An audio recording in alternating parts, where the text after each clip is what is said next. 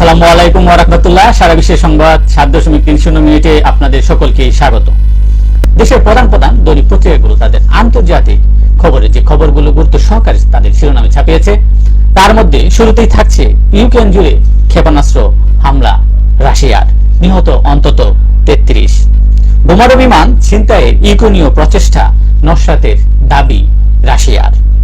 Russia Ukraine যুদ্ধ বন্ধে সংলাপের আহ্বান চীনা প্রেসিডেন্ট শি জিনপিং এর।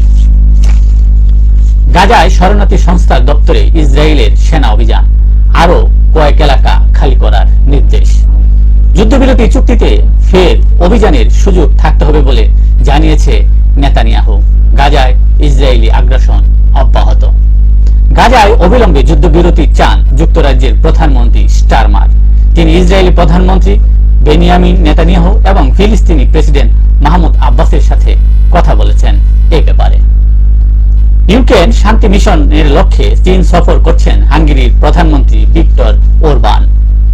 গাজায় ইসরায়েলি বর্বরতার কঠোর সমালোচনা করে এখন সেখানে গণহত্যা বন্ধ করতে বললেন তুরস্কের প্রেসিডেন্ট এরদোয়ান। ফ্রান্সে হতে পারে ঝুলন্ত পার্লামেন্ট, সাধারণ নির্বাচনে বাম জোটের জয়।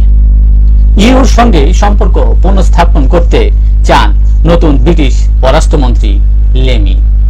5 বছর পর 2 দিনের রাষ্ট্রীয় সফরে রাশিয়ায় গেছেন ভারতের প্রধানমন্ত্রী নরেন্দ্র মোদী। সেখানে তিনি রুশ প্রেসিডেন্ট ভ্লাদিমির পুতিনের সঙ্গে বিভিন্ন বিষয়ে আলাপ করবেন। এই ছিল দেশের প্রধান প্রধান দৈনিক পত্রিকার শিরোনামে উঠে আসা শীর্ষ সংবাদ, জানিয়ে এতক্ষণ আপনাদের মাঝে উপস্থিত ছিলাম। এই ব্যাপারে আপনাদের যদি কোনো অভিমত, অভিব্যক্তি, সমালোচনা কিংবা কোনো